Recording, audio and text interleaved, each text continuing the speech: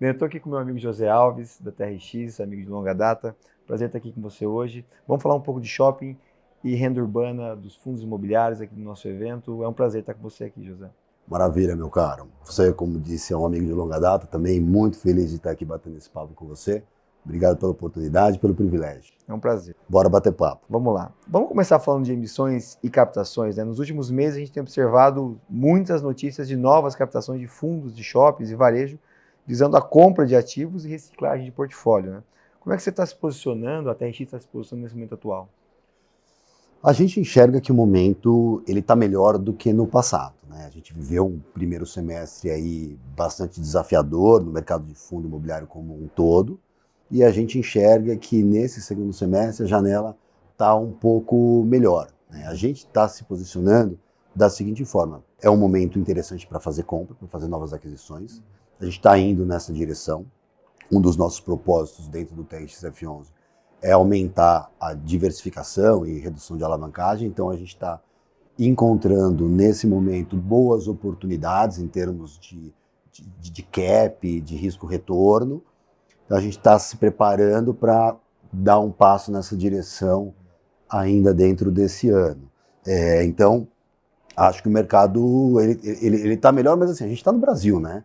E aqui a coisa é bastante volátil.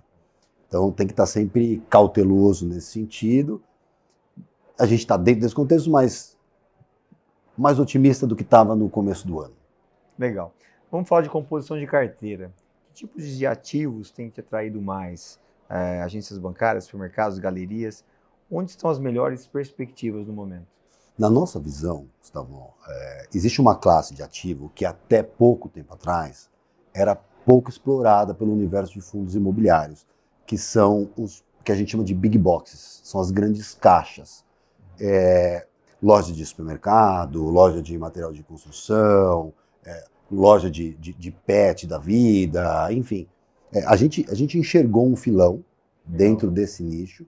A gente acredita que esse perfil de ativo é um perfil muito estratégico, de muito valor agregado, com potencial de valorização no futuro, porque a gente está falando de grandes lojas que, na grande maioria das vezes, está dentro da cidade. Né? Essas lojas estão dentro de grandes centros urbanos, tem um terreno considerável e uma área construída menor.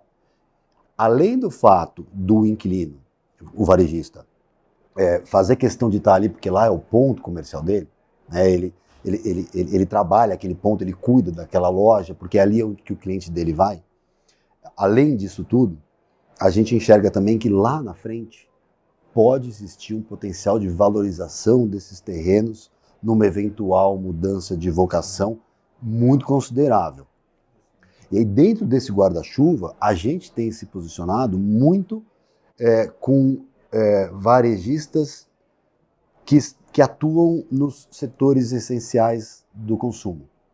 Supermercado, loja de material de construção, menos vestuário, menos faculdade, hospital, essas coisas a gente não está olhando. A gente gosta desse filão, desse segmento, que a gente acha que tem uma avenida aí muito grande para ser explorada. E quando a gente pensa em aeroportos, rodovias, complexos multiuso, vocês têm observado também alguma oportunidade de exploração de varejo nesse segmento? Varejo parte de um pressuposto importante na hora da gente analisar qualquer tipo de iniciativa, que é gente. Né? Então a gente está sempre olhando aonde tem gente, aonde tem fluxo de gente, de pessoas. Então, com essa questão dos aeroportos e portos, se a gente enxergar que existe um potencial de aumento de fluxo de pessoas, de consumo, a gente pode investir, mas sempre mantendo o nosso leme na direção que a gente gosta, que são esses ativos de varejo com perfil voltado para o segmento essencial de consumo, essas caixas um pouco maiores, contratos de longo prazo, inquilinos que são inquilinos assim, super conhecidos, bastante estruturados, empresas muito grandes. Legal, muito bom. Quando você olha para os principais indicadores de consumo, a gente vê que ele vem numa crescente. O que se traduz geralmente em melhores resultados financeiros para as empresas e também para os fundos do setor. Isso já se traduz num aumento de dividendo yield ou tem uma perspectiva diferente que tem que ser observada? O que o investidor tem que olhar para além da questão do consumo impactando nos fundos? O consumo ele é fundamental, né, para movimentar a economia como um todo. A situação do consumo tem melhorado, mas a gente ainda tem uma situação no país de taxas de juros altas, o emprego não é que está aquela maravilha, o empresário ainda não está confiante para fazer mais investimento, para aumentar a capacidade produtiva. Então, acho que esse é um processo que depende muito da conjuntura econômica, política do Brasil, né? Como é que esse governo vai se comportar nesses próximos, não vou nem falar os 3 anos, vou falar nesses próximos 6 meses, 1 ano, para ver como é que a coisa vai. E aí a gente acredita que existirá um aumento um pouco mais substancial e isso pode se refletir em alguma melhora, em algum aumento de dividend yield, porque no setor de varejo, né, existe parte dos aluguéis que tem um fixo e tem um variável. E esse variável ele é diretamente afetado por esse crescimento de consumo. Então, se isso acontecer de maneira um pouco mais estruturada, um pouco mais relevante, aí eu acredito que sim. Embora a gente veja também que assim, no mercado como um todo, dos fundos de renda urbana, os fundos de shopping, houve uma melhora, né? Houve uma valorização. O pessoal sofreu muito na pandemia. Né? A gente no TXF11 deu sorte, porque a gente estava posicionado lá naquele setor que eu falei, essencial de consumo. Então, as nossas lojas, por exemplo, não ficaram fechadas. Né? E os nossos inquilinos venderam como nunca. Para fechar, eu queria fazer uma previsão de futuro aqui. Onde que você imagina que a TRX vai estar daqui 12 meses? O que está esperando aí em termos de futuro para a TRX? A gente brinca que a TRX é uma empresa de propósito. E o nosso propósito é ajudar o brasileiro a viver de renda.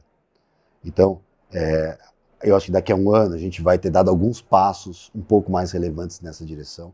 Hoje o TXF11, que é o nosso principal veículo, ele tem um volume bom, a gente tem 52 lojas dentro, 51 lojas e 1 galpão, um CD, dentro do fundo, 2,5 bi de patrimônio imobiliário, 106, 108 mil cotistas já, e a gente vem trabalhando sistematicamente para fazer o fundo crescer, ganhar porte e ser conhecido do público em geral para a gente dar alguns passos na direção desse nosso propósito. E a gente também, há menos tempo, criou uma iniciativa dentro da TRX, linkada com esse propósito de ajudar o brasileiro a viver de renda, e a gente criou um aplicativo, o Trix, que é um aplicativo que tem o objetivo de ser uma porta de entrada muito rápida, muito fácil, muito acessível e segura para qualquer brasileiro que nunca imaginou que pudesse viver de renda com imóvel alugado. Então, a gente se inspirou muito no Mercado Livre para fazer uma ferramenta super responsiva. Fala de novo o nome do aplicativo? Trix. TRX. É uma derivada da TRX. TRX colocou um i no meio. Exato, a gente olha a TRX e embaixo do guarda-chuva da TRX a gente tem 2 produtos hoje. O TXF11, o nosso principal fundo, né, que a gente direciona todos os nossos esforços para investir em tijolo, e o Trix, que é o nosso aplicativo, que é uma plataforma, na verdade tem um banco atrás e uma corretora, que a gente, com poucos cliques e com uma maneira muito simplificada, dá acesso ao brasileiro de maneira geral ao mercado de fundo imobiliário, para ele viver de renda com tickets que começam ali na casa dos R$150.